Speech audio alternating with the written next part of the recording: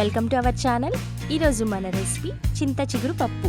ఈ చింత చిగురు సీజనల్లో మాత్రమే దొరుకుతుంది, ఈ సమ్మర్లో ఒక్కటే అండి. అది కూడా అలా దొరికినప్పుడే మంచి మంచి రెసిపీస్ చేసుకోవాలి. ఇక్కడ పప్పు కోసం నేను 2 కప్స్ చింత చిగురు తీసుకున్నాను. 1 కప్ తెల్ల జంజరాకు అంటారండి, దీని కాంబినేషన్ చాలా బాగుంటుంది. ఇందులోకి 3 వంకాయలు, చిన్న సైజు 4 టమాటా, హాఫ్ ఆనియన్ తీసుకొని చిన్న ముక్కలుగా కట్ చేసుకోవాలి. కందిపప్పు నేను ఇక్కడ 1 కప్ తీసుకున్నాను, అవి 2 టైమ్స్ వాష్ చేసుకోవాలి. ఇందులోకి మనం కట్ చేసుకున్న వంకాయ, టమాటా, ఆనియన్ కూడా వేసేసేయాలి. నెక్స్ట్ ఇందులోకి మనం క్లీన్ చేసి వాష్ చేసి పెట్టుకున్న చింత చిగురు అండ్ తెల్ల జంజరాకు కూడా వేసుకోవాలి. నెక్స్ట్ హాఫ్ స్పూన్ పసుపు, కారం వేసుకోవాలి. 4 to 5 స్పూన్స్ యాడ్ చేస్తున్నాను. ఈ చింత చిగురు పుల్లగా ఉంటుంది కాబట్టి కొద్దిగా కారం ఎక్కువగానే పడుతుంది. మీ కారం టేస్ట్ తగ్గట్టు అడ్జస్ట్ చేసుకోవచ్చు. హాఫ్ స్పూన్ జీలకర్ర వేసుకోవాలి. 8 నుంచి 10 వెల్లుల్లి, 2 గ్లాసెస్ వాటర్ యాడ్ చేసుకోవాలి. ఇందులోకి కొద్దిగా చింతపండు వేసుకోవాలి, ఎక్కువ వేసుకోకూడదు.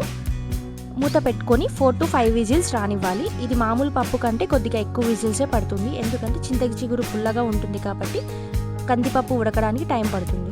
ఇందులోకి 2 స్పూన్స్ సాల్ట్ యాడ్ చేసుకొని అంత మెత్తగా ఎనుపుకోవాలి. చాలామంది వీడియోస్ చూస్తున్నారు బట్ సబ్స్క్రైబ్ చేయట్లేదండి.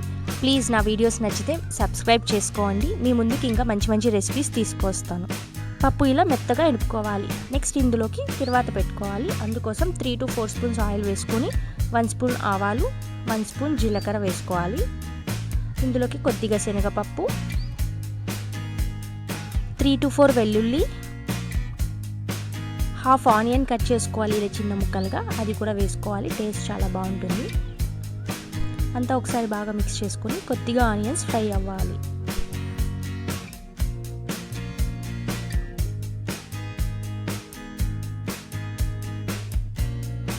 ఆనియన్స్ కొద్దిగా ఫ్రై అయ్యాక ఇందులోకి 3 నుంచి 4 ఎండుమిరపకాయలు, కొద్దిగా కరివేపాకు, హాఫ్ స్పూన్ ఇంగువ వేసుకోవాలి.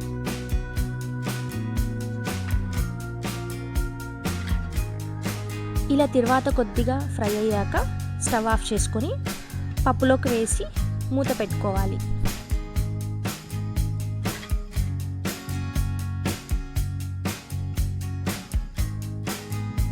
ఇలా అంతా బాగా ఒకసారి మిక్స్ చేశాక మరి ఒక 1 to 2 మినిట్స్ స్టవ్ మీద పెట్టుకొని ఇది ఉడికించుకోవాలి. ఇలా చేయడం వల్ల ఈ పప్పు అనేది ఇంకా టేస్టీగా ఉంటుంది.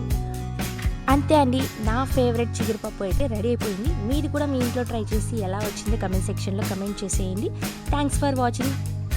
Subscribe to our channel. Bye bye.